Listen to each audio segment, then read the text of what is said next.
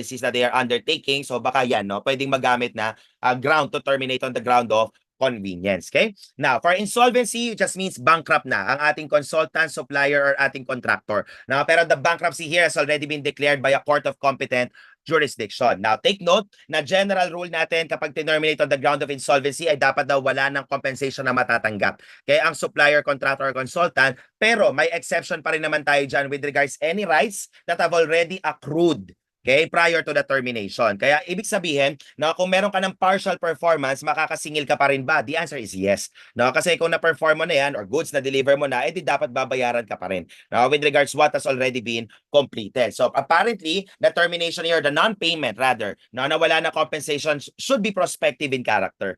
Okay? Kasi nga dapat yung mga nag-accrue ay hindi maaapektuhan ng termination ng kontrata. Okay? And then for unlawful acts, ito unang-una hindi naman kailangan na may court decision, no, para masabi nating existing ang unlawful acts kasi si head of the procuring entity lang din ang magde-determine. Na kung kailan ginawa ang unlawful acts na yan, hindi magmamatter. It can be during the bidding process itself, it can be during the implementation of the contract, it wouldn't matter. Okay? Basta nagkaroon ng unlawful acts that may include corrupt, fraudulent, collusive, and coercive practices. No, kasi imagine ko na-award na yung kontrata at saka ka palang magsasabi na may unlawful acts, bawal na. Kaya kahit na-implement na kahit na-i-implement na ang kontrata, no, ay dapat pwede pa ring i-terminate yan, no, even during implementation. Drawing up or using forged documents that may subject you also to criminal prosecution, okay, and using adulterated materials, means or methods that will not be in accordance with the rules of science or trade. Ito lang, para lang malinaw, lalo na sa malilikot ang pag-iisip, pag sinabi nating adulterated materials, may hinahalo na inferior quality. No, kasi kunwari semento, yung class A, ito ang mamahalin, hinaluan ng class C. No, baka mamaya isipin nyo adulterated materials, bastos, no, kasi pang adult lang. Okay? May paghahalo, no, na inferior quality na nagaganap. Okay? And any other acts that may be analogous to the foregoing, na supposedly nga ay hindi na ito exclusive list. No? Dahil pwede rin yung ibang magiging instances ng unlawful acts. So again, those will be the 4 grounds, no, by which the government can terminate the contract. At yung panglimang termination nga natin will be on the part of the contractor or the consultant na. No, at dito 60 days ang material period na tatandaan mo. So infrastructure project, 60 days na ang nakalipas, hindi ka na nakakapagtrabaho doon sa site. Na at ang magiging causes or reason kung bakit 60 days nang hindi makapagtrabaho ay dahil may breach on the part of the procuring entity. Na dahil based sa kontrata, sila dapat ang magbibigay ng materyales, ng supplies, ng right of way and any other items pero hindi nila nasunod. No, yung kanilang side of the obligation under the contract or may peace and order situation. Kaya in that particular country, yan lang ang nakakatawang requirement pa na kailangan pang certified ng AFP provincial commander or the Secretary of the National Defense. No, kaya ito a good example there will be what happened in Marawi. No, kasi 'di ba nagkaroon ng Marawi siege. Okay? So supposedly naggera-gera. Kung kunwari ikaw ay contractor na kinuha ng DPWH para magtayo ng kalsada doon. No, ibipilit mo pa rin ba na gagawin mo yung kalsada matapos lang yung kontrata mo? No, nagsasabugan na nga sa paligid mo. Baka mamaya yung ginagawa mong kalsada, sasabog lang din, uulitin mo pa tuloy-ulit. No, pero nakakatawa, bago mo kasi ma-terminate ang kontrata, iistorbohin mo pa yung AFP provincial commander, which I suppose will be the busiest person involved there, 'di ba? Okay, and the Secretary of National Defense. Can you imagine? No, nagpaplano na silang lahat paano nga palalayain ng city, no, supposedly from those who siege, no, the city. Tapos biglang sasabihin mo pa sa provincial commander, boss, pa-certify muna ako na may peace and order situation kasi kailangan kong ano, no, kailangan ko i-terminate yung contract. Pa, ano lang, 'di ba? Istorbo ka pa.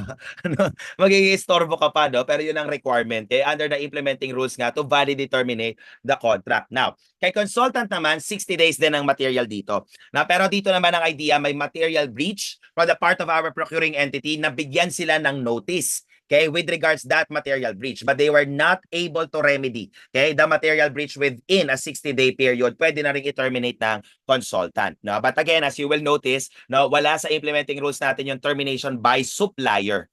Okay, wala, no? Kaya apparently wala dapat nagiging valid ground si supplier to terminate the contract. Although from a logical perspective naman kasi, talagang i-deliver lang naman ang goods. No? Kaya ano nga naman ang makakaistorbo sa'yo sa pag-deliver ng goods, no? When it comes to termination. Now, for every bid that we are required to submit, there will be a requirement na dapat may sworn affidavit that will indicate na hindi ka kamag-anak ni head of the procuring entity up to the 3rd civil degree. Na ang requirement natin dyan, including whether by blood or whether in law. Na kasi nga consanguinity or affinity. Okay, eto lang ang medyo agam-agam ko dito, no, nung nilagay ito sa batas na supposedly sana palawakin 'yan, no, na hindi lang kay head of the procuring entity. Okay, kasi ang nangyayari pa diyan ay pwedeng kunwari si senator, no, si congressman, si mayor, no, siya yung makikiusap doon sa head of the procuring entity na kunin yung kamag-anak, hindi wala din.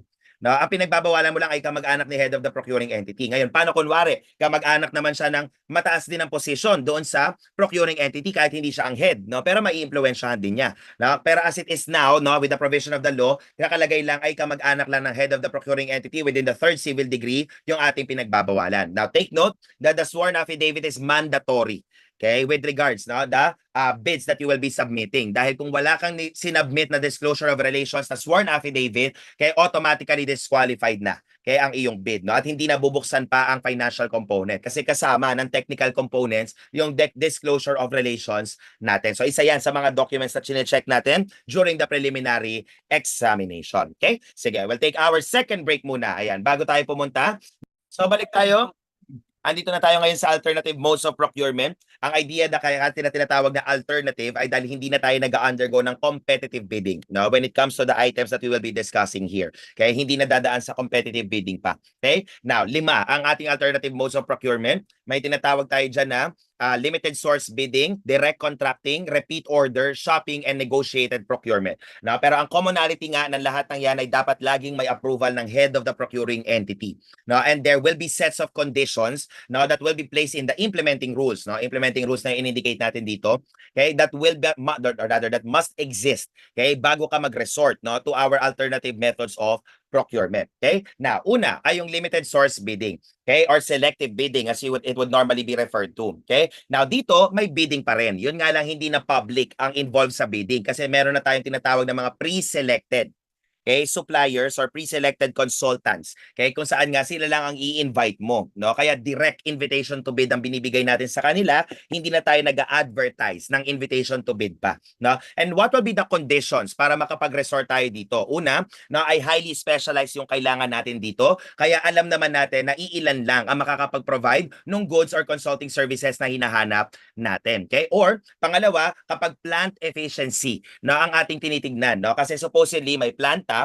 Okay? Tapos may kakailanganin tayong components at alam naman natin na iilan lang din ang bidders that will be able to provide those components with the highest optimal quality or optimal performance of the plant ang kino-consider natin, no? Kaya iilan lang din ang i-invite natin to bid. But one thing I want to highlight nga is that the limited source bidding will only be applicable with regards consulting services and goods.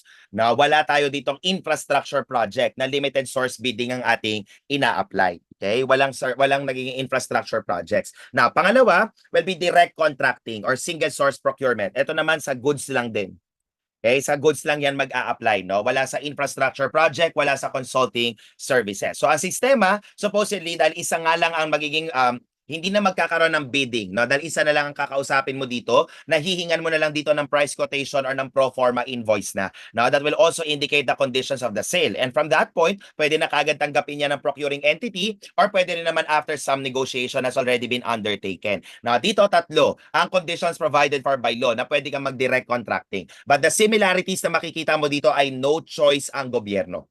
Okay, yan ang magiging reminder mo dyan kung bakit direct contracting, dahil walang choice ang gobyerno kung hindi sa kanya kumuha ng goods na kailangan i-procure. So una ay dahil may proprietary rights, okay, relative to the goods. So may patent, may trade secret, na may intellectual property rights, kaya siya lang talaga ang nagpo-produce ng goods na yan. Now a good example there will be the vaccines, no, na meron tayo during the pandemic, no? Kaya yung Pfizer vaccine, si Pfizer lang ang gumagawa, no? Yung Sinovac, ayan, yun yung vaccine ko, no? We are part of the team, the best vaccine is the one available, yan. Okay, pero ang idea nga dyan, no, may patent. Okay, that will be applicable to them. Kaya sa kanila mo lang talaga pwede makuha yung vaccine na sila ang gumawa, kaya hindi mo rin tuloy makukuha sa iba. Kaya hindi ka na nagpapabidding.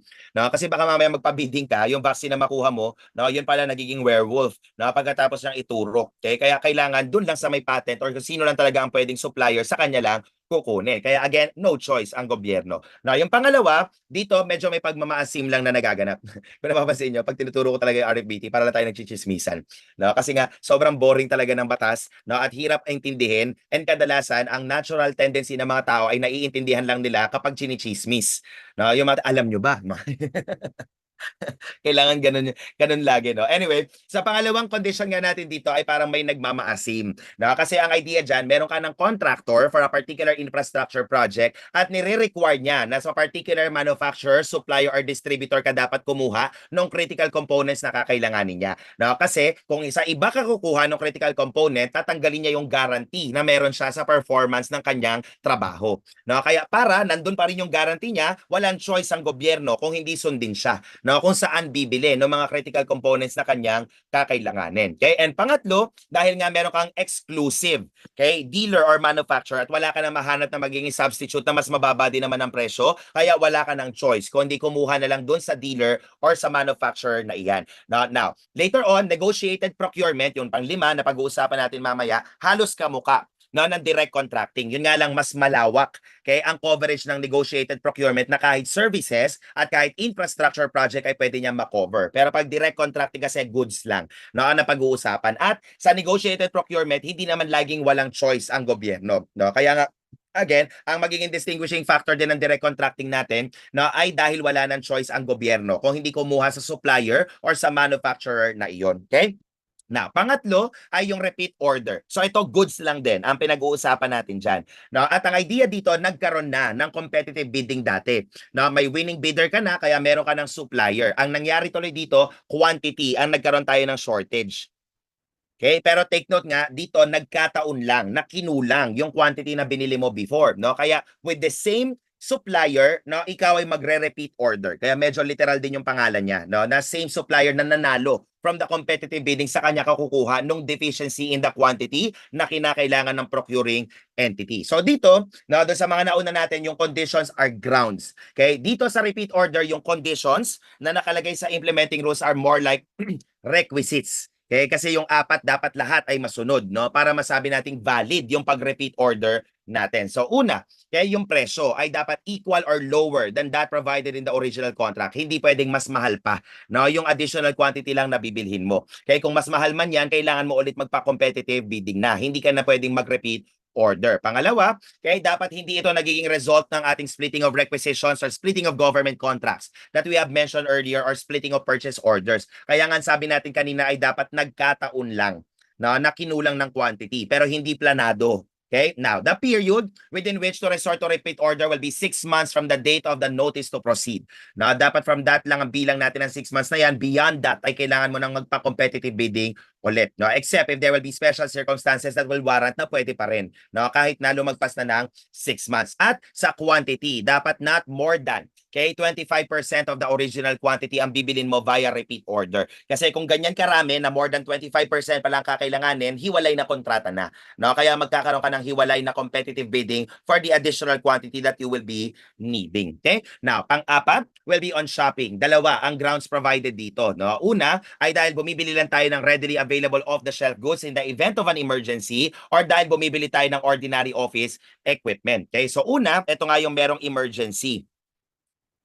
Okay, kaya pwede ka nang mag-resort to shopping, no, with regards readily available off-the-shelf goods dahil nga may unforeseen contingency, okay, na hindi mo napaghandaan. Ang idea dito kung bakit pinapayagan na mag-shopping dyan ay dahil sa urgency, okay, ng ating pangangailangan. Pero, now, one other thing we need to consider here will be the limits. Okay, kasi pag yan ay national government agencies, hanggang 200,000. For our local government units, depende sa kanilang classification. But still, pinakamataas pa rin is 200,000 for first and second class, cities and municipalities, no? Kaya ngayon, titingnan mo rin, no, yung progress ng iyong city, municipality or province kung saan na siya nakarating, lalo-lalo na sa may mga political dynasties diyan.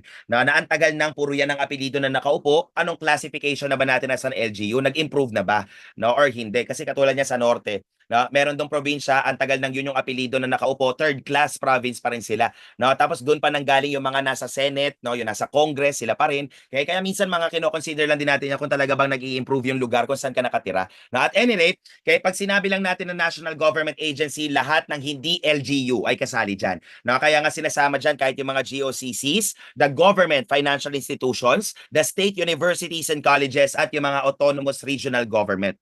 Okay? Basta hindi local government unit. Okay? So yung mga DPWH, DOH, DepEd, lahat yan sa national government agencies din papasok. Okay? Diyan na yan papasok. So 200,000 ang limit na mag-a-apply sa kanila. Okay? Now on the other hand, pwede ka rin nga mag-shopping kung ang bibilhin lang naman natin now will be ordinary and regular office supplies. Kaya you will notice nga na goods lang din na ang nako-cover ng shopping. No, wala tayo ditong services na kino-cover. Yun nga lang, itong tinatawag na office supplies natin and equipment ay dapat yung mga hindi natin nakukuha sa DBM Procurement Service. Okay? Because the DBM Procurement Service supposedly is a centralized agency kung saan sila na ang bumibili ng mga ginagamit sa pang-araw-araw. So yung mga ballpen, mga papel, mga staple wire, pwedeng dun mo na lang i-procure. No? Hindi na kailangan na hiwa-hiwalay pa ang pagbili ng bawat government agency na meron tayo. And here, now the limit will be 1 million for our national government agencies, and for the local government units, again, nakadepende lang sa kanilang classification. Ang pagkakaiba lang, dinagdag dito yung barangay, no, na pwede ring mag-shopping up to 50,000 pesos. And as we have mentioned, goods lang ang kino-cover natin, kaya hindi kasali dito kapag services.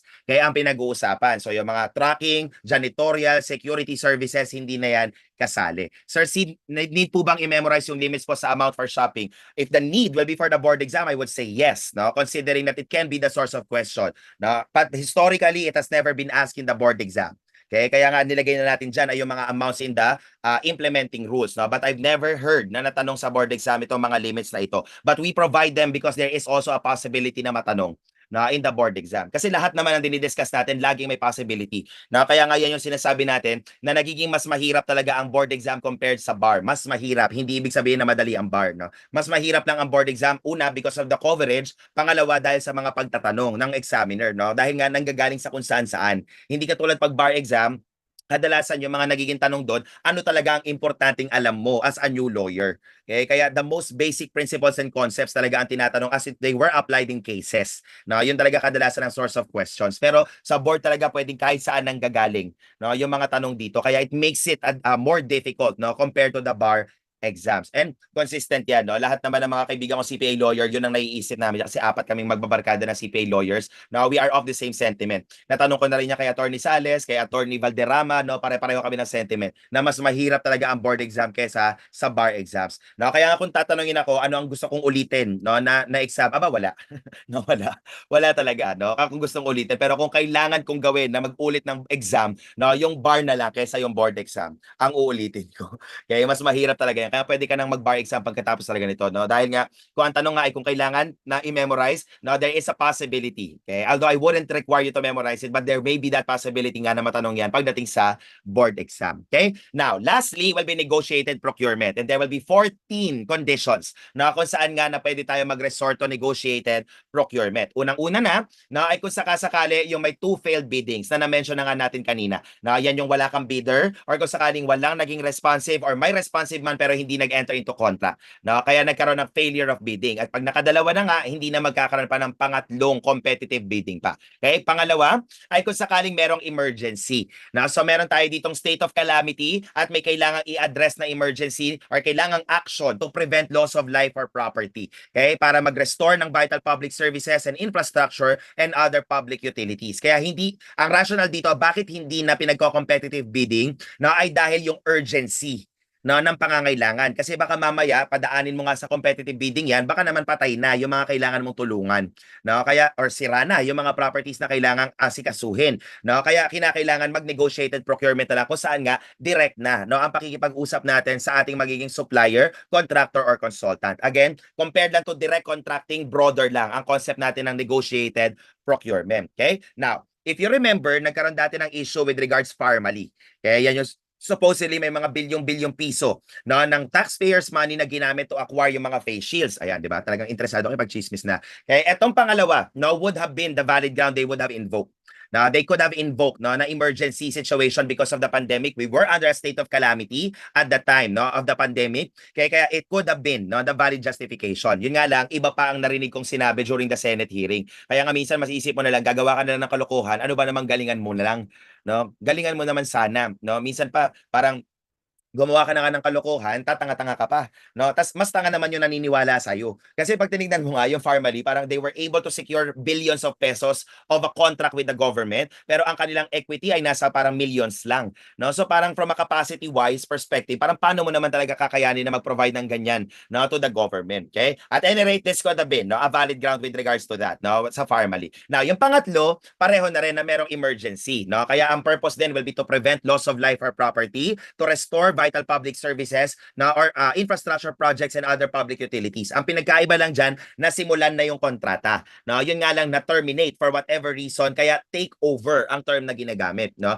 Kaya nagkaroon ng competitive bidding with regards to the original contract, na-terminate yung kontrata na yan for whatever reason, pinapa-take over mo na lang. At dahil nga merong emergency situation, yung pag-take over can be done via negotiated procurement na. No? Hindi na kailangan padaanin pa again through competitive bidding. Okay? Pang-apat, sa infrastructure projects naman. Na dito, meron tayong tinatawag lang na mga adjacent at contiguous, okay, na magiging work, no? Ibig sabihin kadikit or kadugtong, okay, nung infrastructure project that was already awarded through a competitive bidding. No? Kaya parang additional work, kumbaga. Kaya ang ipapagawa mo dito kay contractor with the requirements na dapat yan ay similar or related scope of work ang kanilang papasukin. Kaya it is within the capacity of the contractor pa to enter, and supposedly ang presyuhan natin ay pareho lang or mas mababa. Okay? And also with the requirement na dapat wala pang negative slippage. Okay? Ang ating contractor, no? Kaya the amount then must be included pa or within the approved budget for the contract of the ongoing project that was awarded. The same principles can be applicable with regards consulting services din. Pwede na rin yan. Nagamitin mo yan kapag adjacent or contiguous work. Kaya ang ipapadagdag mo lang doon sa ating consultant. No? Hindi na kailangan dumaan pa ng competitive bidding process. Okay? Pang-anim, no, ay ito na yung purchases that will be done by other agencies through the procurement system of the DBM. No? Ito nga yung DBMPS. Kung tawagin natin. No, and in the Farmally scandal, yan ang ginamit nilang dahilan. No, na supposedly the DOH asked the DBM procurement service to purchase itong mga face shields. Kaya yun nga lang, ang magiging problema kasi doon, kung yun ang justification mo, ay masasabi mo bang commonly used goods, no, yung ating face shields na dapat yung DBMPS pa ang bumibili, no? Kasi nga dapat ang binibili ng DBMPS kadalasan ay yung mga ginagamit sa day-to-day operations natin, no? Kaya ang example natin kanina na pwede mong gawin diyan ay yung mga papel na ginagamit, mga ballpen, no, yung mga staple wire or other supplies that are being used in a day-to-day operations of the government, no? Kaya medyo questionable lang di ba? No, na bakit diyan mo papasok yung dahilan, bakit pinabili, no, sa DBMPS yung mga face shields na ito, no? Kaya nga sabi sa inyo, kung gagawa lang kayo ng kalokohan, galingan nyo na. No, galingan nyo. Baka hindi sila umabot doon sa discussion ng negotiated procurement. Okay? Now, pampito ay kung sakali na limited lang ang magiging suppliers or contractors na pwede mong makuha. No, limited lang ang mga suppliers or contractors natin dito or otherwise may specific. Okay, contractors or consultant ka na makakausap, no? Kaya ang idea dito, etong ground na ito ay kamukha din ng direct contracting. Ang pinagkaiba lang sa direct contracting natin, goods lang.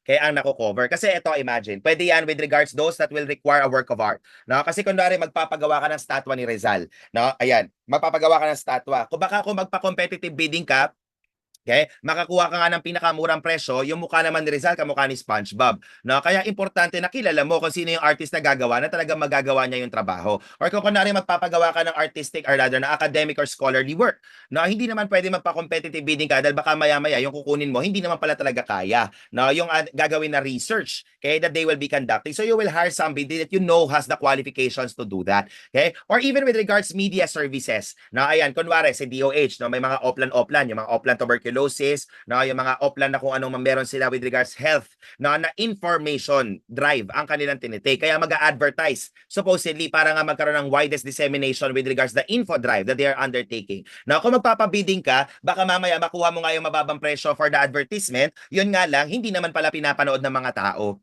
No, yung hindi naman pinapanood ng tao yung channel kung saan mo yan ipapalabas, hindi wala ring silbi. No, kaya pwede na, no, na mag-negotiated procurement ka na lang kasi nga limited or specific yung mga suppliers or contractors na pagkukunan natin ng goods, ng project or that of our consulting services. No? Kaya hindi na kailangan pang dumaan through competitive bidding. Okay? Or kung sakali na installation services ang kukunin mo at merong proprietary rights relative to the same. No? Kaya again, negotiated procurement dahil nga specific yung contractor na kukunin mo relative to that. No? Kaya mukha lang yan madami, pero ang idea nga dyan ay limited or specific lang ang suppliers or contractors na pwede nating makuha. Kaya hindi na tayo magko-competitive bidding. Pero hindi nga makover ng direct contracting, lalo-lalo na kung contractor, no, ang hahanapin mo or consulting services. Okay? Kasi nga, no, goods lang ang nako-cover natin when it comes to direct contracting. Okay? And then, meron pa tayong ground dito for highly technical consultants. Now, ito, nagiging dahilan kadalasan yan, no, ng mga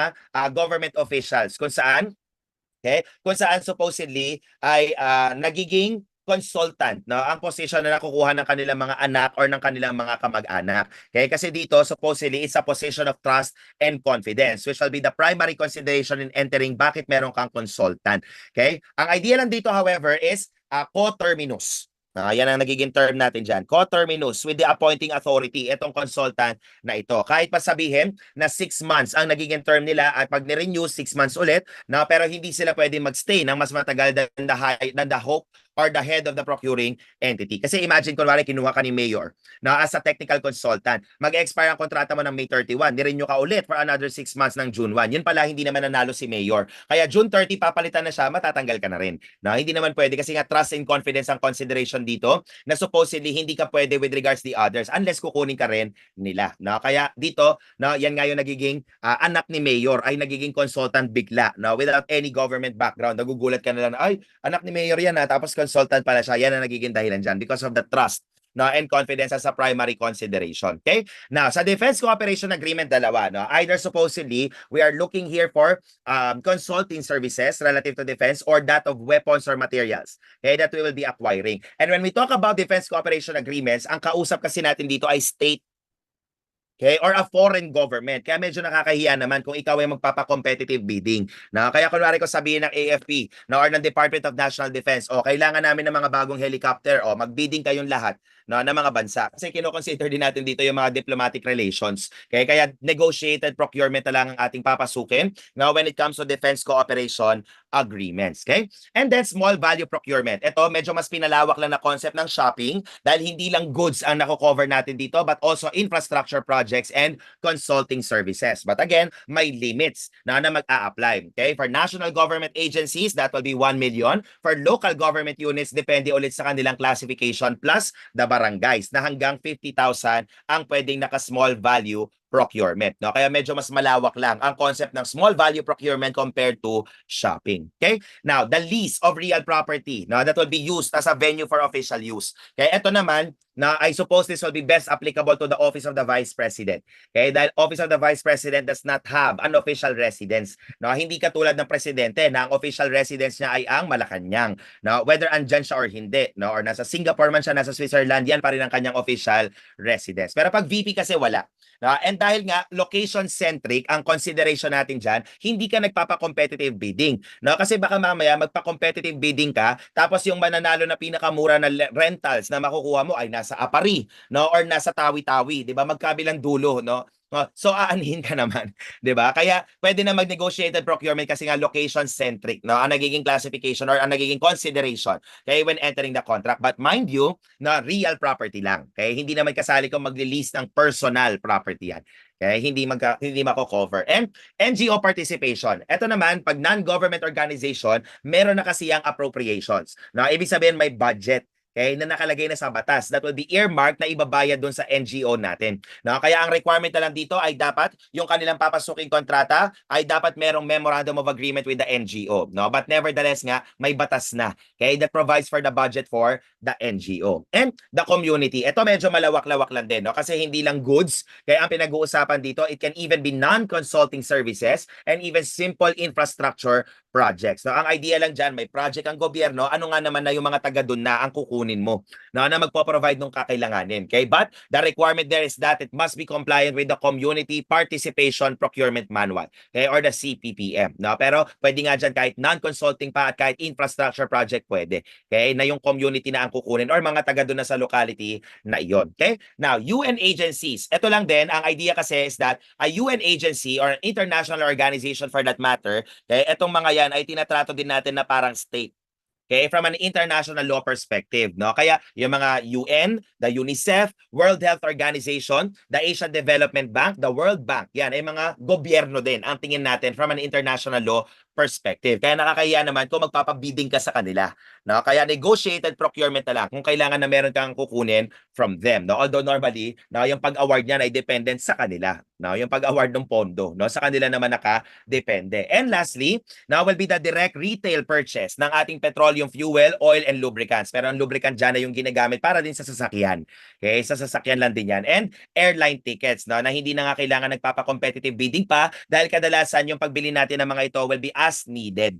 No, it will be dictated by need, no? Kaya hindi na kinakailangan pang dumaan ng competitive bidding. Kaya nga yan, dati meron tayong Secretary of Tourism na kapag lumilipad, no, from one place to another ay kailangan naka first class pa, no, or naka business class. Nakakahiya naman. No, nakakaya. And dati I've been going to London. I've been to London twice. Now, the first time I was there, ang connecting flight namin was in Hong Kong. So sabi ko sa kaibigan ko, parang nakakalaylayan din pala naka-economy ticket ka, no? Kasi pinapaunang pa sa kayo yung mga first class, yung mga business class, yung mga economy pagkatapos lang nila, no? Tsaka sila pa sasakayin. Tapos sabi ko, gusto mo next time na babalik tayo mag business class na tayo, no? Kaya the following year, last year actually, now when I was booking for the flights, tinignan ko, no, yung business class, just ko 120,000 ang balikan per person. Hindi katulad kapag ikaw ay mag-economy nasa 55 lang balikan na. Sabi ko sa kanya, wag na tayo mag-business class, sabay-sabay naman darating ang mga tao doon sa paroroonan, no? Iisang eroplano naman ang sinasakyan natin. Magdadagdag pa tayo ng bayad, no? Diskarte ang kadalasan kasi kapag business class ka, nauna kayo nakakuha ng pagkain. Yun nga lang dyan, ang diskarte ko lang dyan is that I request for a special meal. No? Kapag yung mga airlines na yan, kasi I usually request for a diabetic meal, kaya nauuna ring iserve yan, para ka na rin nasa business class. Kaya tapos na ang kumain bago pa makakain yung katabi ko. At any rate, no, yan nga yung mga airline tickets ay hindi na dumadaan pa ng competitive bidding. Yan. Kaya nga yung mga official natin minsan ay makakapalang mukha, no, gumagamit pa ng first class at business class dahil nakakahiya naman sa kanila. No, na kailangan komportable silang ginagawa ang trabaho nila with the taxpayers' money. Anyway, that will be our government procurement law, which again will account for 2 questions now based on the current TOS of the BOA. Sige, we'll take a short break lang, no? And when we come back, we'll start already with the law on credit transactions. All right.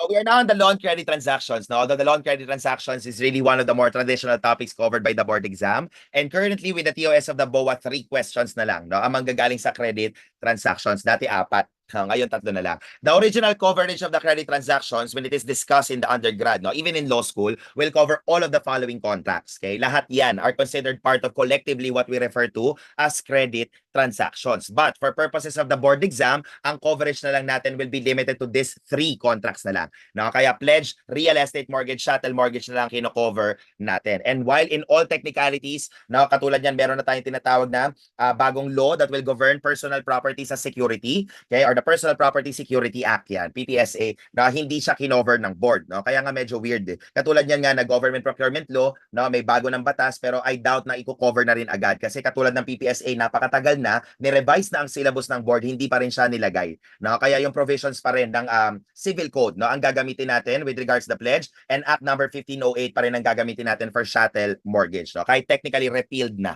okay, yung ibang or amended na yung mga provisions that may be applicable to them, okay? Kaya ito ang magiging approach natin na makikita nyo rin na flow ng discussion sa handout ay sinisimulan ko yan with the similarities, no? Kaya may 5 that will be similar to all 3 contracts bago natin sila i-discuss isa-isa, no? And then eventually we'll summarize everything with regards the distinctions, no? Kaya yung table sa dulo ng handout nyo, pwedeng yun na yung last minute na i-check nyo compared to the similarities. So similarities, differences, no? Kadalasan kasi ganun yung approach ng pagtatanong pagdating sa board exam, no? Kung saan pare-pareho, kung saan mag-iiba, no? Ito mga kontrata na ito. But nevertheless, no, kung ikaw ay mas komportable na gamitin ng codal provisions, why not? No, okay pa rin yan, no? Yun nga lang, in-explain ko lang kung bakit ganun yung flow ng discussion natin because it makes it easier to understand, no, and it makes it easier for us to have a recall, no, with regards to these topics after we've studied all of them. So, we'll start with the similarities, no? Kaya similarities dahil applicable nga to all 3 types of contracts that we have mentioned, beginning with the requisites, no? 3 ang requisites natin dito. Una ay dapat nga sila ay accessory contract lamang, no? Because they must secure a principal obligation. Otherwise stated, dahil requisite yan, kung walang principal obligation na sinesecure, edi wala ring valid, okay, na contract of pledge or contract of mortgage. Pangalawa, is that there must be absolute ownership, okay, at the time the contract was entered into. Now, which is one thing that makes it unique compared to a contract of sale. Now, dahil sa contract of sale, hindi naman required na owner ang nagbebenta. Now, that we will discuss when we get to the law on sales next week. Now, pero dito, pag pledge or mortgage, required na ikaw ay dapat absolute owner ng object na i-pledge mo or i-mortgage mo at the time the contract was entered into. Okay? And the requirement of free disposal, okay, with regards the property na pwedeng i-dispose, okay, or that you have the capacity to dispose that particular property. Kaya kung kunwari, you are suffering civil interdiction, ikaw nga ang may-ari, but you cannot validly enter into contracts with regards to your property, edi wala kang free disposal. No? Kaya hindi ka rin makakapag-enter into contract. Or to put it simple lang, kunwari ikaw ay minor, ayan, no, hindi rin magiging valid yung ating contract of mortgage or pledge dahil wala ka ring free disposal over your property. So all three, okay, must be present in order for there to be a valid contract of pledge or a valid contract of mortgage. Now, pangalawa, na is that all of them are considered accessory contracts on the premise nga that there must be a principal obligation or a principal contract that they must secure. No? Kaya supposedly, if there is no obligation or contract to secure, edi wala ring pledge or mortgage to speak of. No? Pero lagi bang valid? Okay, ang ating mga contract or obligation, hindi naman. No? Kasi as provided for by law, kahit yan ay voidable, kahit yan ay unenforceable, pwede naman. Okay, pwede pa rin i-secure ng pledge or mortgage. Ang nagiging tanong tuloy dito, paano yan kapag rescissible? Okay, kung rescissible yung ating kontrata, no? Wala naman siya sa listahan, no, na binigay ng civil code na pwedeng i-secure ng pledge or mortgage. I would say still yes. No, allowed pa rin dapat yan. Because a rescissible contract is even less defective compared to voidable and unenforceable. Kaya kung pwede yung voidable and unenforceable, dapat pwede rin yung rescissible kahit hindi pa nabanggit. Okay? Although take note nga na ang rescissible at voidable contracts naman by legal effects are considered valid even though or other until they are annulled or they are rescinded. No? Kaya dapat pwede pa rin, no? Hanggat wala pang rescission or wala pang annulment. Okay? Pangatlo, pwede rin kahit natural obligations or the obligations that you cannot compel their performance. Okay? Allowed pa rin yan, no? Na magkaroon ng pledge or mortgage, or even those that are subjected to a condition. Even if subjective or rather even suspensive or resolutory man ang condition, pwede pa rin yan. Okay? Na maging subject matter or isa-secure ng ating pledge or mortgage. Okay? Now, it will also be the essence na dapat when the principal obligations becomes due, okay, na pwedeng ibenta nga, no, yung object by way of foreclosure, okay, ng pledge or mortgage natin dahil yun nga ang purpose in the first place kung bakit may pledge or mortgage as a security, okay, for the principal obligation or the principal contract. Pangatlo, na ay pinapayagan natin dito ang third persons na mag-secure ng obligation ng iba. No, kaya kung kunwari, meron kang debtor, may utang kay creditor 1 million, si M ay third party, hindi siya, no, ang ating principal debtor sa obligation, nagbigay ng real estate mortgage over his, okay, specific piece of land, magiging valid pa rin yan. No, kasi allowed nga. Okay, ang third parties na sila ang mortgagor or pledgor with regards an obligation kahit hindi sila, no, ang principal debtor natin. Although, when we talk about the requirements of absolute ownership and free disposal, mag-a-apply yan doon sa third party, no, not the principal debtor. Okay, kay third party kasi siya pa rin yung mortgagor or pledgor doon sa ating kontrata. Okay? Pang-apat will be our prohibition with regards automatic appropriation. Ito nga yung stipulation na tinatawag nating pactum commissorium. No, kung saan, okay, pag hindi nakapagbayad, no, yung ating or hindi na perform ang principal obligation ay automatically yung object na binigay by way of pledge or mortgage ay magiging si mortgagee or pledgee na ang may-ari, no? And that is a void stipulation. Bakit? Kasi nga ang proper remedy natin will be through a foreclosure sale dapat. Okay, foreclosure sale dapat. Hindi pwedeng agad-agad na ang may-ari ay yung mortgagee or yung pledgee. Okay? And lastly will be the principle of indivisibility. The premise here, no, is that there will be two or more objects. Okay, two or more objects that will be given pero iisa lang ang contract of pledge or mortgage natin that will secure one obligation. Okay, kaya yung contract, no, na nag-iisa that covers two or more objects will be considered indivisible in character. On the premise na kahit nagkaroon na ng partial performance ng obligation, hindi pa rin pwedeng i-release kahit ano doon sa mga objects na binigay by way of pledge or mortgage. And that rule will be applicable kahit sa mga heirs ng debtor at kahit sa mga heirs ng creditor. No, na hindi pa rin pwedeng ibigay yan kahit na nagkaroon na ng partial performance. Okay? Ito lang na para ma-visualize nga natin. Kunwari ito si debtor, may utang kay creditor, let's say 1 million pesos. Na nagbigay ito si debtor ng diamond ring at gold watch as security in one contract of pledge. Okay, as a security for the obligation of the payment of 1 million pesos. Namatay itong debtor, namatay si creditor nang hindi pa nababayaran ng utang. Ang tagapagmana ni B, let's say I see A at B.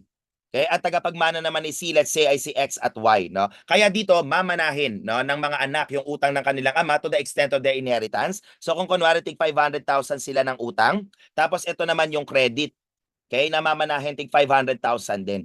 Na kunwari nagbayad si A kay X, no, nitong 500,000 na ito, hindi pa rin pwedeng ibigay ang kahit ano sa diamond ring or gold watch, no? And that will be on both perspectives. Na si A, bawal i-demand yung release ng kahit ano sa mga objects. Si X, bawal payagan ang release ng kahit ano, bawal i-cause yung release ng kahit ano sa mga objects dahil nga indivisible yung contract of pledge or mortgage natin. Okay? But the principle of indivisibility will not be applicable if there will be two or more objects that will be given to secure two or more obligations. Na kaya ang idea dito separate ang contracts natin diyan. Na supposedly kunwari si D, may utang dito kay C na 100,000. Nagbigay ng diamond ring to secure the 50,000, may gold watch to secure the 50,000. Okay? Separate ang treatment natin sa mga kontrata, no? Kaya pag nabayaran na yung 50,000, pwede nang i-release yung diamond ring.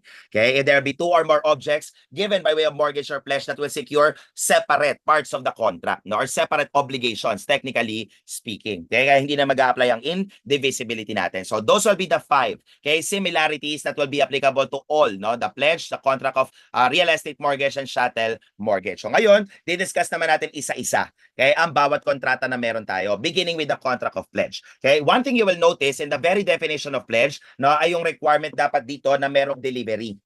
Okay? Kaya nga sinasabi natin that a contract of pledge is considered a real contract. No, because delivery is an essential element for its perfection. The object of a contract of pledge can either be a movable or rights. Ang requirement lang dito, kapag movable or rights yan rather, ay dapat merong document. Okay, that evidences the rights, no? Considering nga na dapat may dinideliver ka pa rin dun sa ating pledgee. Okay? The purpose of entering the contract of pledge will be to secure the fulfillment of a principal obligation, which again spells out kung bakit nga accessory contract ito. Okay? And supposedly, no, ayan, accessory. Okay, contract, no? And supposedly, pag nabayaran or na-fulfill na nga yung obligation, ibabalik na ng pledgee. Kaya nga unilateral. Okay, ang contract of pledge natin. Dahil ang obligation under the contract of pledge is only with the pledgee. Now, with regards the obligation to return the object, yun nga lang, now yung obligation na yan is referred to as subsidiary. Okay, ang obligation na yan. Dahil dapat ay na-fulfill muna ang principal obligation bago mag-arise. Okay, yung obligation to return the object. Okay? Now, for that purpose, there are two kinds of pledge. No? May voluntary or conventional that will be agreed upon by the parties lang, and legal pledge that will be created by operation of law. Although technically, tatlo lang ang kino-cover natin na legal pledge. Na una, ay yung sa mga innkeepers, kung tawag, builders in good faith. Builder, planter, sower in good faith. Okay? Ang idea kasi dyan, no, pag ikaw ay builder, planter, or sower in good faith, ikaw ay nagtanim or nagtayo sa isang lupa na akala mo ikaw ay may-ari. No, akala mo ikaw ang may-ari, yung pala iba ang may-ari. Kaya in good faith, yung pag-build or yung plant or pag-sow, no, in that particular piece of land. Kaya you will be required, no, na dapat ikaw ay i-reimburse for the necessary expenses, no, for preservation. Pero pag hindi ka pa binayaran, ay pwede mo munang i-retain, no, yung lupa by way of legal pledge. Okay? Kasama din dito yung mga innkeepers. Okay, or hotel owners, ayan. Okay, na kung sakali nga, no, na, may hindi nagbayad ng kanilang lodging cost, ay pwede rin nila munang i-confine yung mga gamit, no, ng guest na yan hanggat hindi nagbabayad by way of legal pledge din. Okay, and sa deposit. Okay, na kung sakali nga merong unpaid amounts, no, na, pertaining to our depositary. So nagpatago ka ng gamit, may babayaran ka dapat sa kanya, hindi mo nabayaran, pwede niya munang itago by way of legal pledge. Okay, yung object. In fact, may pang-apat pa pala. Now, if you are a supplier of labor, okay, or materials, ayan, with regards sa particular object, no? Kaya pwede mong i-retain yung object hanggat hindi ka nababayaran. So yan yung mga instances, no, na may legal pledge tayo. Although ang nagiging focus natin pagdating sa board exam ay yung voluntary, okay, or conventional pledge kasi yan ang governed by the civil code under credit transactions. Sir, paano po pag 500,000 ang binayaran doon sa 1 million pero binalik na ng creditor on his own will yung pledge? Considered na fully paid na po ba? Hindi.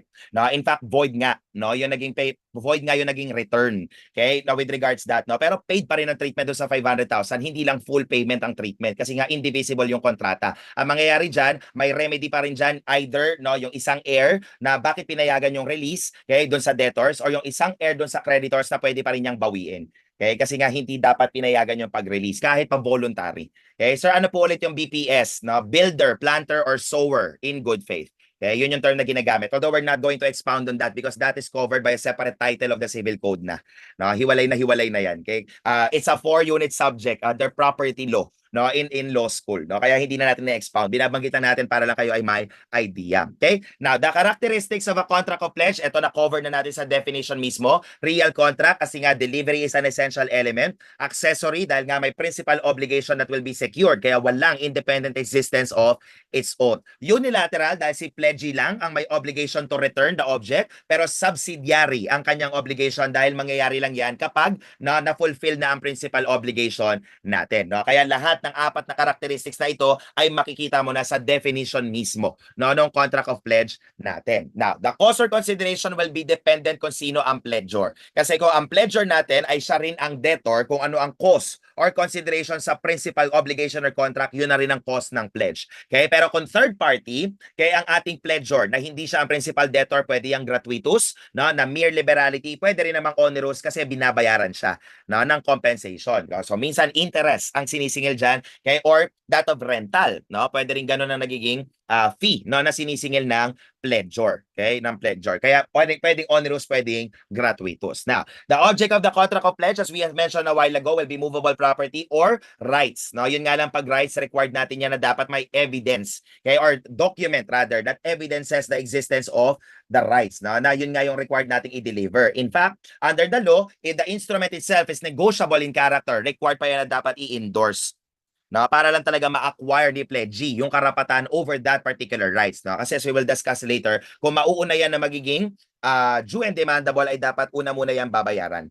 Okay? Or rather, una muna makokolekta ng pledgee rather, no? Yang supposed credit, no, covered by the negotiable instrument. Kaya nire-require na dapat yan ay endorsed. Okay? Now, the rules that will be applicable to the object ay dapat capable of possession and within the commerce of man. No, although pareho na rin yan ang concept sa ating law on contracts. No, na hindi nga pwedeng i-pledge mo ay lupa sa buwan. No, i-pledge mo so ay ang star, no, or heavenly bodies because they are outside the commerce of man, no, and capable of possession. Kaya nga nire-require natin na kung rights yan ay dapat merong document that evidences the rights, no? Dahil wala kang mai-endorse or wala kang ma-deliver kung wala yang document. Okay? Kung sakali na kumikita ng sariling fruits or income yung object given by way of pledge.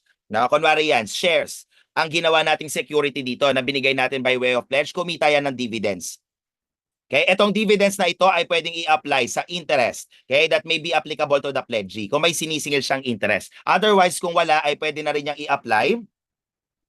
Okay, pwede na rin nating i-apply yan, no, with regards to the principal obligation. Okay, that will be covered. Yun nga lang, take note na hindi naman kasi laging payment of money. Kadalasan. Okay, kadalasan payment of money ang principal obligation natin, pero hindi kasi lagi. No, kaya kung sakali na hindi naman payment of money ang principal obligation, yung dividends na yan nakikitain, ay isasama lang sa shares, no, para collectively sila ang magiging object ng contract of pledge natin, nadadagdag. Okay, doon sa shares, yung ating security. No, yung dividends na natanggap, nagiging part na rin ng security given by way of pledge. No, kung sakali nga na hindi naman payment of money ang pinag-uusapan natin. Okay? Now, kung sakaling animals, the offsprings of the animals will still belong to the owners, which will be your pledger. No, considering still na wala naman trying transfer of ownership. No, ang dinideliver, when we deliver the object to our pledgee, ang natatransfer lang ay possession. Okay, but not the ownership. Kaya the offspring of the animals generally will still belong, no, to our owner, okay, which will be the pledger kasi accessory follows the principal. Okay, subject and will be subject to the pledge, however, no, na hindi na lang yung inahin but kasama na rin yung anak na magiging security ng ating contract of pledge. Okay? Now, unless the object will be expropriated, the debtor continues to be the owner. Sabi nga natin, walang magiging transfer of ownership unless ibibenta niya, no, or unless it will be taken by any other legal proceeding, no, na mapupunta sa ibang tao. But otherwise, kung contract of pledge lang yan, si debtor pledger ang pa rin ang may-ari ng object natin kahit na-deliver na. Okay? And supposedly, okay, if there will be any actions that will pertain to the owner of the thing pledged, in order to recover it, pwede rin niyang gamitin ng creditor pledgee. No? Kahit walang transfer of ownership to protect, okay, the possession of the object against third persons, ay pwede rin gamitin ng creditor pledgee lahat ng karapatan na meron ng ating pledger. Okay? Now, as a general rule, the possession of the object must be with the pledgee.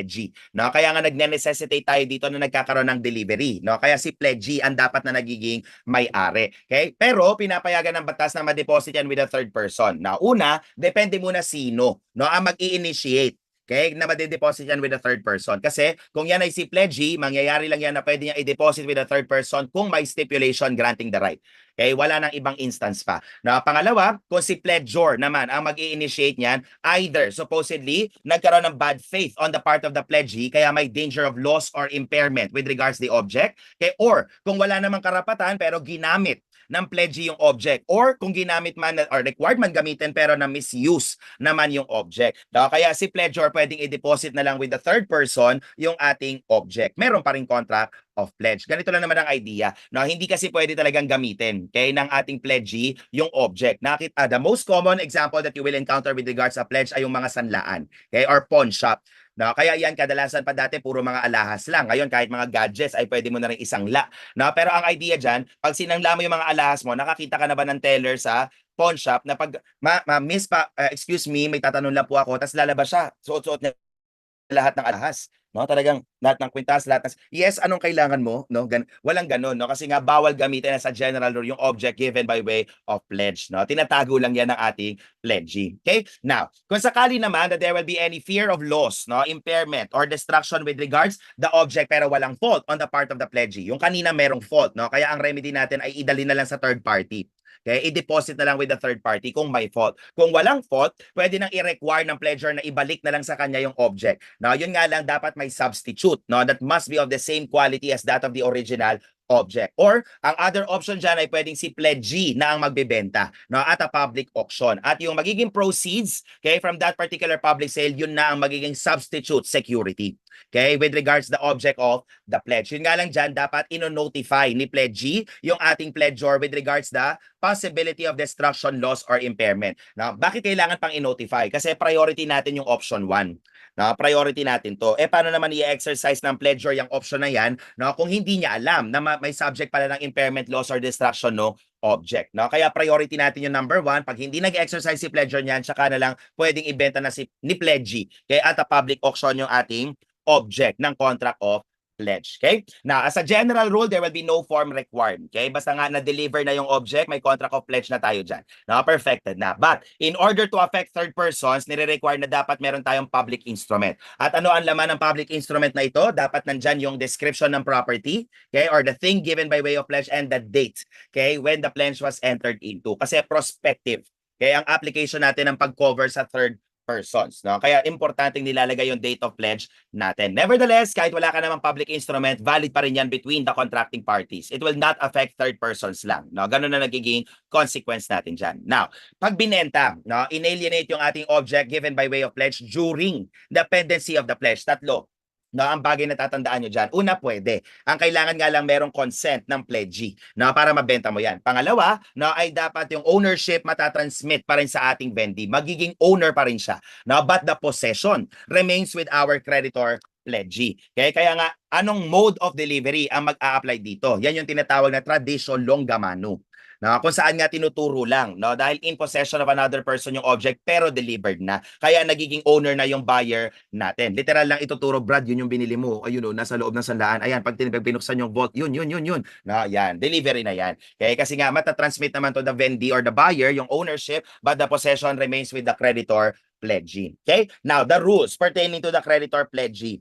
Now, una, may obligation to take care of the thing pledged, no? Which is a normal requirement when it comes to possession of the object. Okay? Although ordinary diligence lang naman ang re-require natin dito, kaya diligence of a good father of a family pa rin. Okay, ang mag-a-apply. Now, supposedly, dahil nga nasa kanya ang possession, siya ang gagastos for the expenses of preservation. Now, pero dahil ang ownership ay nakay pledgor pa rin, magkakaroon ng right of reimbursement. Kasi ultimately, yung preservation expenses are ultimately the expense dapat ng owner. Now, kaya pag iba ang gagastos dyan, katulad ng pledgee, dapat i-reimburse. No? Magkakaroon ng ganong obligation. But, since the pledgee will have the possession of the object, then the pledgee will be the one liable for any loss or deterioration. No? Dahil siya nga ang may possession. Wala namang magagawa dyan ng pledgor. No? Kaya sa kanya talaga ang liability. Okay? Now, supposedly, kung may agents or employees, responsible pa rin dyan ng pledgee. Katulad nga ng mga sanglaan. No? Kung sakali mang ninakaw kunwari ng empleyado, pwede ba naman sabihin ng pledgee dyan, uy, fortuitous event, no? Hindi ako pwede magbabayad. Empleyado nga niya yun. Kaya responsible talaga siya dapat for the acts of the agents or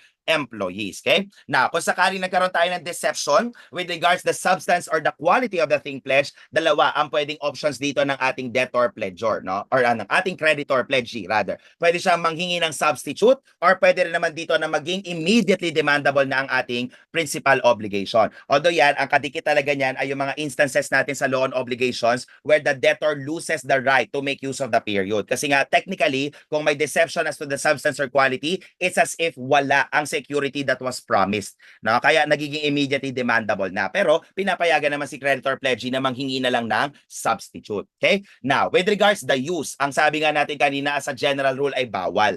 Okay?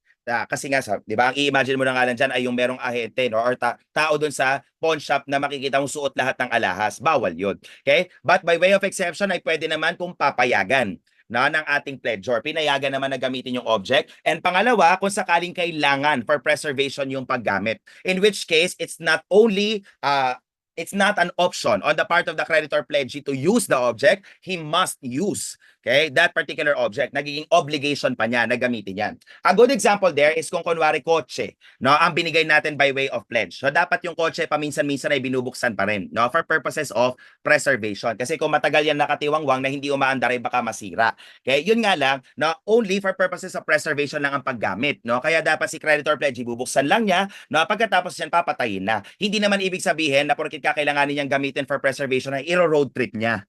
No, yun naman yung tinatawag nating misuse, no? Kung sakaling beyond the purpose of preservation na yung paggamit natin. In which case nga ay pwede nang i-deposit with a third party kung ginamit without authority or ginamit na for preservation pero nagkaroon ng misuse. No, yan na nga yung pwedeng i-deposit na ng pledgor with a third party na lang yung object natin. Okay? Now, with regards the pledgor naman, kung sakaling may knowledge of any of the flaws with regards the object na hindi niya in-inform yung ating creditor pledgee, any arising damages that may result from the flow will be the liability of the pledgor, no? Kasi yan ay consequence lang, no, ng kanyang concealment relative to the flow of the object. And supposedly, sabi nga natin, subsidiary ang obligation ng pledgee as to the return of the object. Kaya hindi pwedeng i-demand ng ating debtor pledgor yung pagbalik ng object unless and until bayad na ang ating principal obligation. Okay? Kaya subsidiary ang nature ng ating obligation under the pledge. Now, to extinguish a contract of pledge, any of the modes of extinguishment of obligations may be applicable.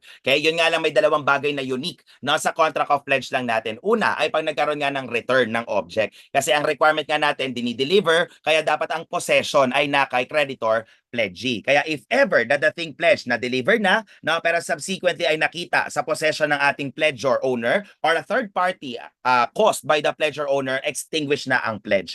Okay? Any stipulation to the contrary will be considered void na, no, pag sinole ng ating creditor pledgee. Okay? Yung ating object. Now, take note na if it will be found in the possession of the pledgor, okay, or a third party because of the pledgor, there is a presumption na binalik yan ng pledgee. Okay? Although the presumption is considered prima facie, kaya ibig sabihin you can present evidence to the contrary naman. No? Kasi pwede rin naman talaga na ninakaw lang, no, doon kay pledgee, pero by default. Kaya ito, yung presumption is more important lang with regards the burden of proof.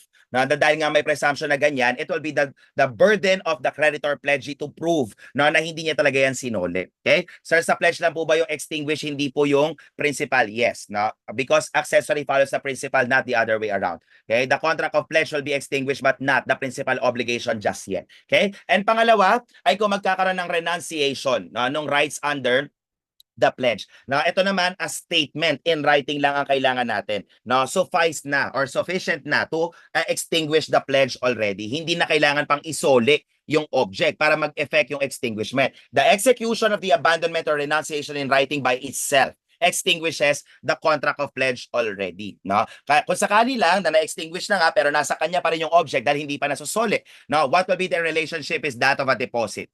No, yung pledgee natin ay magiging depositary na, no, at yung pledger naman natin ay magiging depositor na, no? So unique nga lang itong dalawang ito with regards a contract of pledge. Okay? Now, sa foreclosure sale naman natin, it will be done at a public auction, although done by a notary public lang. No? Kaya nga pag foreclosure sale ng pledge ay laging extrajudicial. No? Kasi walang korte na magiging involved dito. Notaryo publiko lang ang nagbebenta. Okay? It will be done at a public auction at dapat may notice, okay, sa ating debtor or the owner of the thing pledge bago yung public sale natin. Bakit may requirement ng notice? Kasi gusto natin silang bigyan ng last chance na bayaran or i-fulfill na lang ang obligation para hindi na tayo mag-foreclose foreclosure sale pa. No? Kasi ang mga expenses of the sale na yan can be chargeable to the pledgor pa. No? Kaya maganda, bigyan mo na lang ng chance na kung bayaran na lang niya or bayaran na lang niya yung utang, edi tapos na. No? Hindi na kailangan pang foreclose. Now, etong sabi natin, bawal ang automatic appropriation. Now, when it comes to a pledge or a mortgage, yun nga lang, magkakandak tayo ng isang sale, kaya at a public auction, pero pag yan ay nag-fail dahil wala tayong bidders, gagawa tayo ng pangalawang public auction with the same formalities. Pero kung sa pangalawang public auction ay wala pa rin naging bidder, then pwede nang i-appropriate ni creditor yung object na as payment. Kaya parang ang datingan dyan ay magiging dasyon and pago na.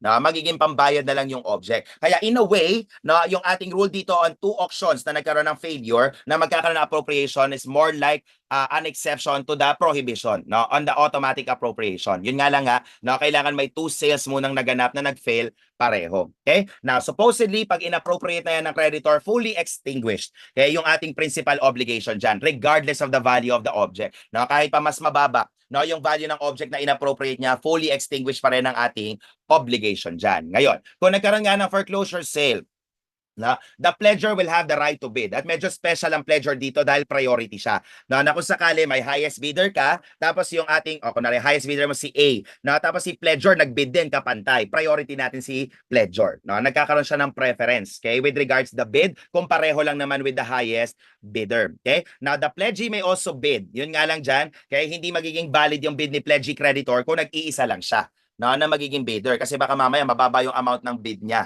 Although wala rin naman nagiging effect kasi hindi naman nakaka-recover ng deficiency. Okay? The public auction or the bids will be done at a public auction that will be for the payment of the price at once. Anong ibig sabihin ng at once dyan? As a rule ay dapat hindi installment. Pwede nga, kasi hindi, ang weird din naman talaga, magbibid ka, okay, 2 million, 10 months to pay. Di ba?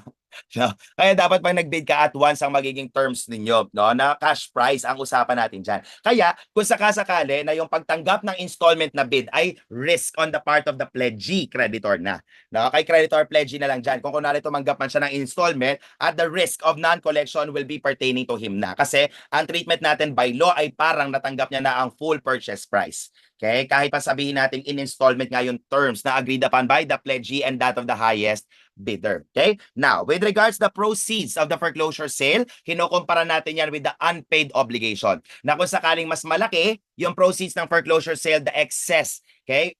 The excess of the foreclosure sale supposedly will belong to our creditor.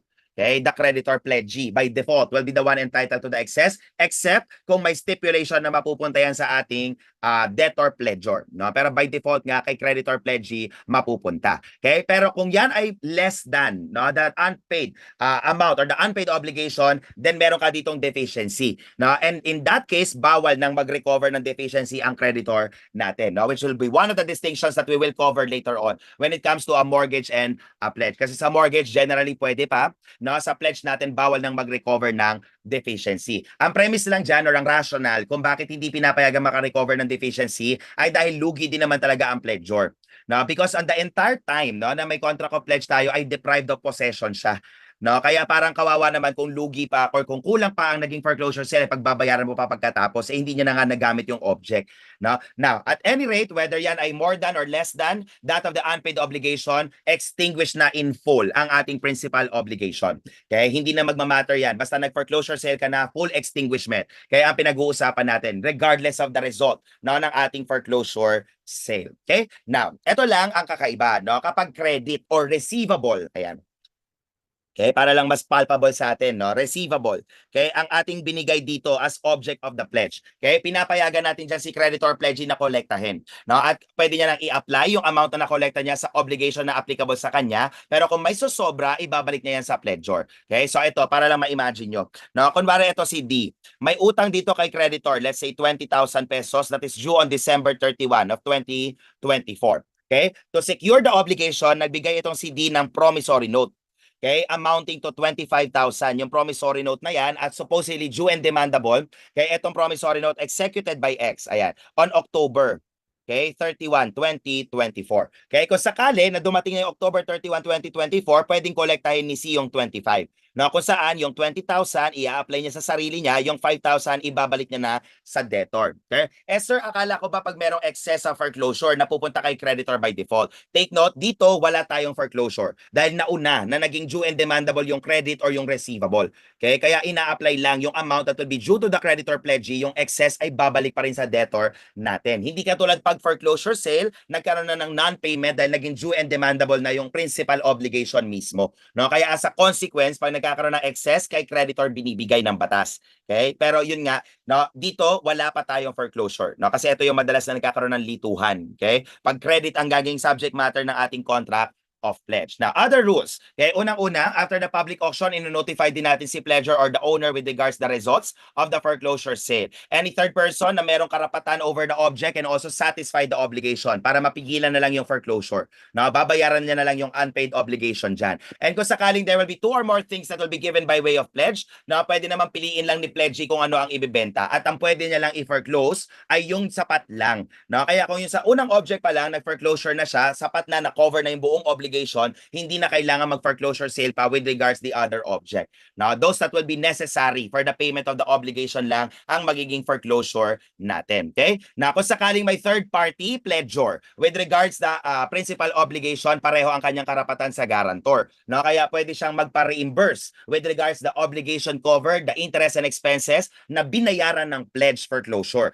No? And supposedly, he can be subrogated to all the rights of the creditor, no? Dahil nga may interest in the fulfillment of the obligation. Kaya kung kunwari aside from the pledge, may guarantor pa, edi pwede rin singilin yan ng ating pledgee. Okay? And he will not be subject to prejudice, no, by any waiver of rights that will be executed by the principal debtor. Okay? Sa kanya lang yon, pero hindi apektado ang ating third-party pledger. Okay? Now, with regards pawn shops and other establishment that will have loans secured by pledges, there will be special laws, rules, and regulations that will be applicable to them. Now, currently, the pawn shops are also regulated by the Bangko Sentral ng Pilipinas. Okay?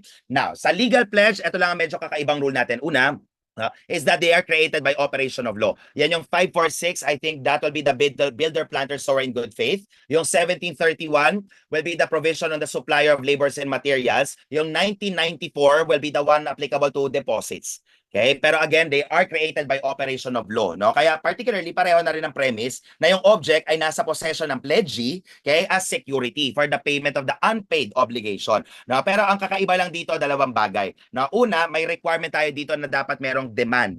Okay, for the payment. Bakit? Kasi from the demand, dun lang natin bibilangin yung 1 month, okay, in order to conduct the foreclosure sale. Dahil kung sakaling hindi ka makapag-foreclose within the 1 month period, na ay required ng isole yung object given by way of pledge. No, isusoli na lang yan. Okay? Hindi na pwedeng i-retain ng ating pledgee. At ang isa pang kakaiba dito, I don't know why it's not in the slide, kung sakali man na excess, no, dahil nabenta for more than the unpaid obligation ng object, kay pledger din mapupunta. Okay, kay pledger, no? Hindi katulad sa conventional pledge na kay pledgee by default, sa legal pledge natin sa pledger, napupunta yung excess ng foreclosure sale or the proceeds of the foreclosure sale over that of the unpaid obligation. Okay? Sige, we'll take our last break muna. Anyway, so real estate mortgage, no? Ito naman, the object will be that of a real property. Okay? Kaya immovable ang pinag-uusapan natin dito or alienable real rights. Okay? As compared to a pledge nga na personal property or rights ang pinag-uusapan natin. Okay? The real estate mortgage will not require any form in order to be valid. Okay? Kaya consensual contract ang real estate mortgage natin. Okay? But in order to affect third persons ay dapat meron ka ring public instrument that is recorded in the registry of property. Paano natin masasabi na yung real estate mortgage ay recorded na nasa likod ng titulo? No? Nasa likod. Kasi sa likod ng titulo, doon naka-enumerate yung mga tinatawag na encumbrances, and one such encumbrance will be a mortgage on the real property. Kaya nga, supposedly, if you will be transacting in good faith relative to a real property, dapat sine-check mo yung titulo. No? Kasi kung merong encumbrances that may affect you, ay dapat nakasulat yan doon. Okay? Now, the creditor mortgagee will have no other right, okay, other than to demand the execution and the recording of the document in which the mortgage will be formalized. Now, supposedly, when we talk about a real estate mortgage, it will not only cover the land, no? Kung saan, or yung subject matter natin, hindi lang yung lupa. Okay? But also to the natural accessions. Kaya nga kung meron ka mga alluvium, nagkaroon dyan ng mga improvements.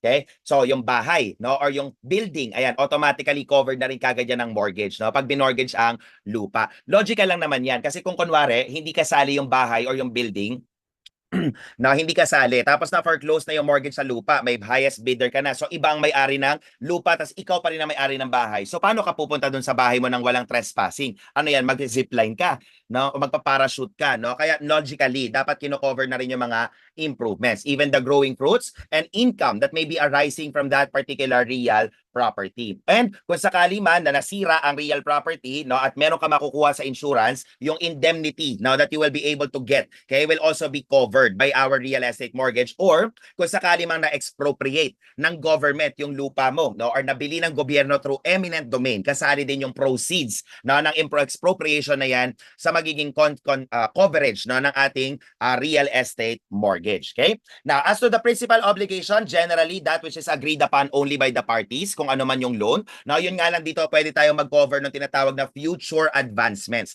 Now, in which case, nagkakaroon tayo ng tinatawag na dragnet clause. Hindi kasi katulad, kapag chattel mortgage at pledge, ay kailangan i-amend pa ang kontrata kung dadagdagan yung uutangin. Now, pero pag real estate mortgage, hindi na. Kailangan mo na lang mag-provide ng dragnet clause. Pwede ka nang magkaroon ng additional na utang, no, nang hindi kailangan mag-execute ng panibagong real estate mortgage. Okay? Now, eto lang din, meron tayong tinatawag na pactum de non aliendo. Kung doon sa ating contract of pledge, sabi natin na kailangan mo pang humingi ng consent ng pledgee para lang mabenta yung property, dito naman sa ating real estate mortgage ay bawal pagbawalan.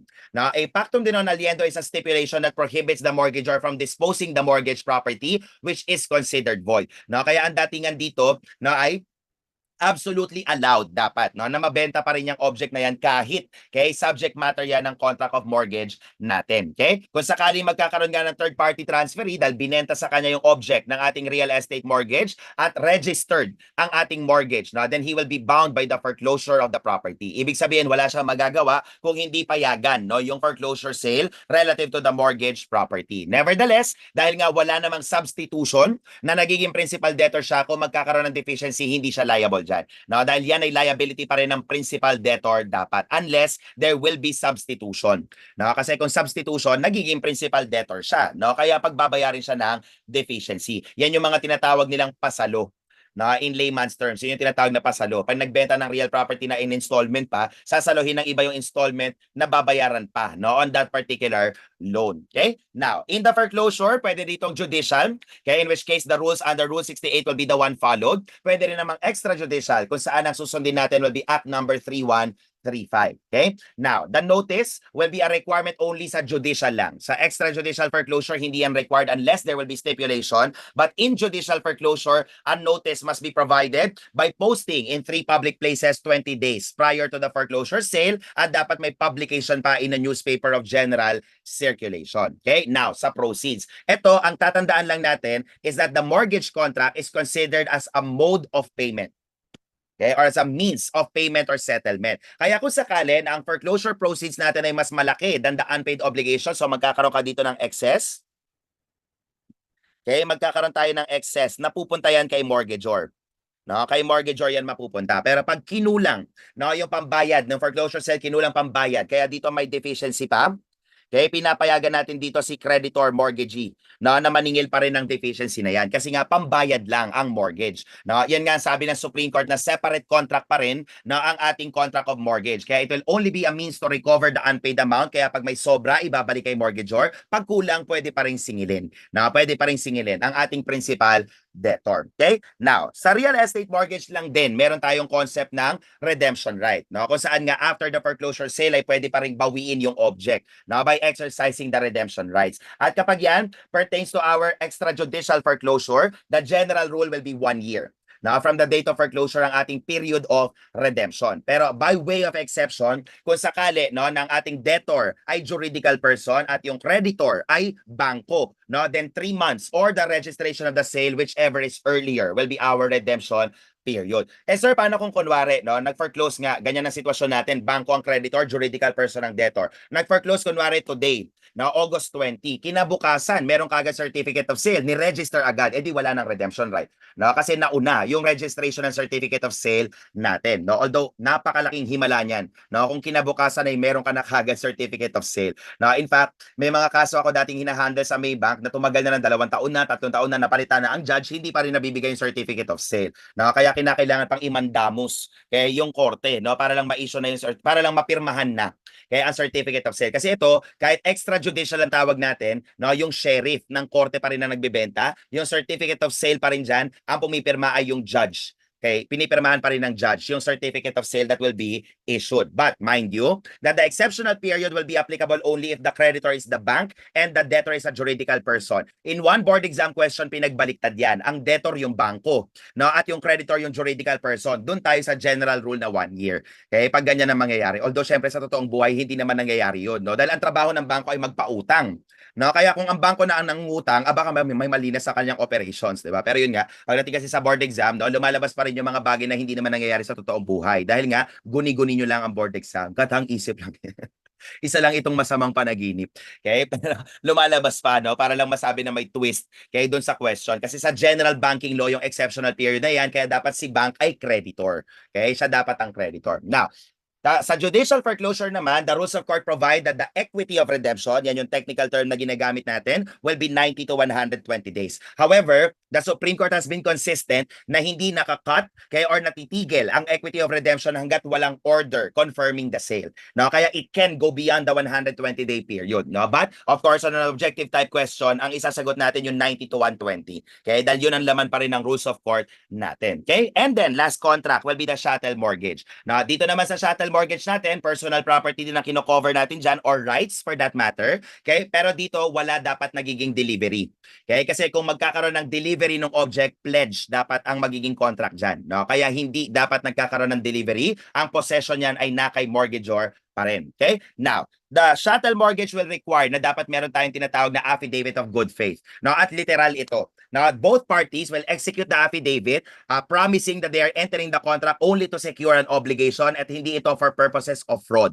No? Na in good faith ang transaction nila dito. At yung affidavit of good faith na yan ay dapat recorded in the chattel mortgage registry. Kaya nga, in an objective type question, pag tinanong, no, ano ang classification ng chattel mortgage? Formal contract. Okay, ang magiging sagot natin dyan. Kasi dapat may affidavit of good faith. Although, in one case decided by the court, no, supposedly, valid pa rin ang chattel mortgage as between the parties kahit walang recording ng affidavit of good faith.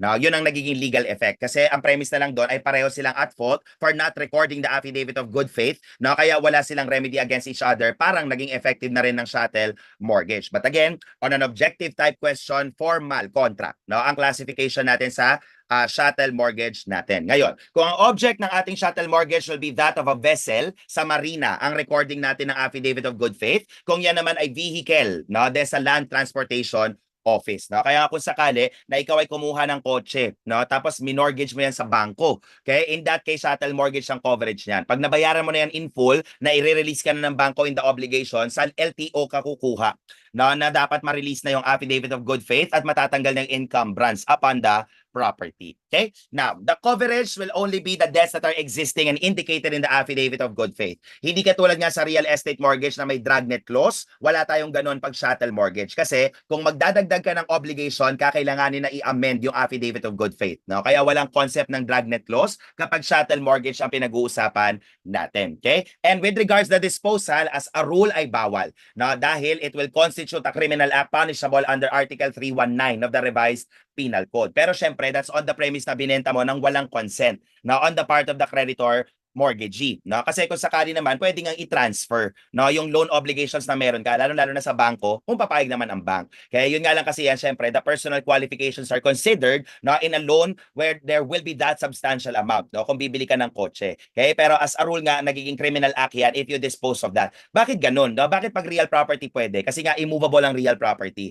No? Ibenta mo man yan ng ibenta, nasa iisang lugar lang siya. Hindi naman nagbabago. Hindi katulad pag chattel mortgage, sa motor, no, sa kotse, pwedeng malipat-lipat yung lugar. Baka mamaya minortgage yan sa Manila, no? Tapos by the time na hindi na yan nabayaran, nasa Mindanao na, no? Kaya mas mahirap ang enforcement natin kapag nalilipat-lipat ang property, kaya ginagawang criminal act. Now, when you sell the object of a chattel mortgage. Now, In the foreclosure, extrajudicial lang ang gagawin natin dito. Although public auction pa rin yan. Okay? But the extrajudicial foreclosure of a chattel mortgage ay dapat meron pa rin posting, okay, in 2 conspicuous places 10 days prior to the auction. At may notice directly na ibibigay natin sa mortgagor 10 days prior to the sale din. Okay? Now, there is no redemption right that exists, okay, when it comes to chattel mortgage. Kaya nga, ang summary mo na lang dyan, wala tayong redemption right, okay, kapag ang pinag-uusapan natin dito ay personal property. Okay, yung redemption right natin ay nag-a-apply lang kapag real property, no? Kasi sa real estate mortgage lang ang concept ng redemption natin. Now, with regards the proceeds, no, ganun pa rin yan na meron tayong more than less than. So kung ang proceeds will be more than, okay, the unpaid amount, the excess will belong to the mortgagor. Kasi nga means of payment pa rin, no, or means of settlement pa rin ang treatment natin sa mortgage. Kaya kung nabayaran na ang utang at may sumobra pa, edi babalik na yun sa may-ari, no, which is the mortgagor. Pero pag kinulang, kaya as a general rule ay pwede pa rin makarecover ng deficiency ang creditor. Katulad din sa ating real estate mortgage. But one exception that will apply to chattel mortgage ay kapag covered yan ng recto law. No? Kasi as we will discuss later on sa recto law, tatlo ang options ng ating unpaid seller, no? Which will be the mortgagee. Okay? Either pwede siyang maningil ng unpaid obligation to cancel or rescind the contract of sale or foreclose the chattel mortgage. Okay? And supposedly alternative ang mga remedies na ito. Kaya kung nag-foreclose ka na ng mortgage, which is option 3, you cannot use option 1, which is to collect the deficiency anymore. No? Kaya naging exception tuloy yan pag covered ng recto law. Okay? Now, summary. Okay? With regards the differences on the 3. Unang-una. Now, with regards the object. Kasi nga, real property tayo pag real estate mortgage together with all the extensions that it may be applicable to. Now, even the proceeds of the sale or ng insurance or expropriation sale covered din yan. Now, pero pag pledge at chattel mortgage, personal property or rights ang pinag-uusapan natin dyan. No? Kaya hindi immovable or real property. Pangalawa, on the perfection. Kasi ang pledge natin ay real contract. Ang ating real estate mortgage ay consensual, ang chattel mortgage ay formal. No? Kaya delivery will perfect pledge. Sa contract of real estate mortgage, wala ng delivery, wala ng form. Sa chattel mortgage naman, dapat may affidavit of good faith recorded in the chattel mortgage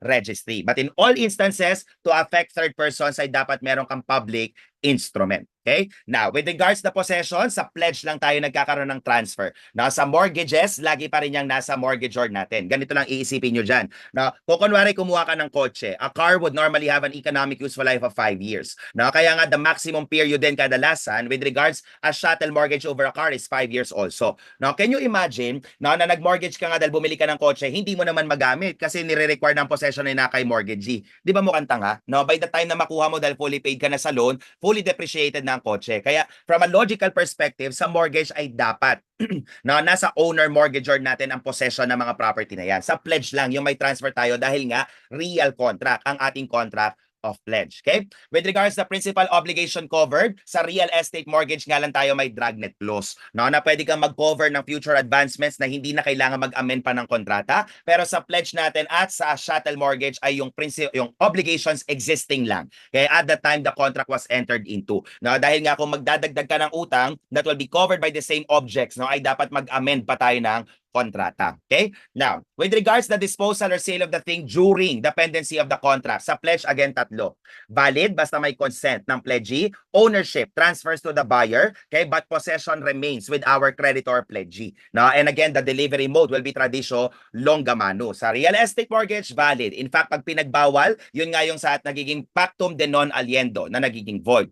Pag sa chattel mortgage naman at binenta mo during the existence of the mortgage, it will become a criminal act punishable under 319 of the revised penal code. No? Kaya magkakaiba din tayo ng rules with regards disposal during the existence or pendency of the contract. Okay? And in the sale, no, or the foreclosure sale, yung concept natin ng judicial foreclosure ay applicable lang sa real estate mortgage lang. Kasi yun lang talaga ang covered ng Rule 68. No? Hindi katulad ng pledge at ng chattel mortgage na laging naka-extrajudicial foreclosure. And with regards the notice requirement, required yan sa pledge, required din yan sa chattel mortgage. Sa real estate mortgage, nagiging requirement lang kung judicial ang foreclosure natin. Kasi sa extrajudicial, hindi yan required unless there will be stipulation. Okay? Now, with regards the excess, no, ito na nga yung foreclosure proceeds will be in excess of the unpaid obligation. Sa pledge lang, yung default na pupunta sa creditor natin except if there is stipulation to the contrary na mapupunta sa ating debtor pledgor. Pero sa real estate at chattel mortgage, laging kay mortgagor mapupunta ang excess. No exception.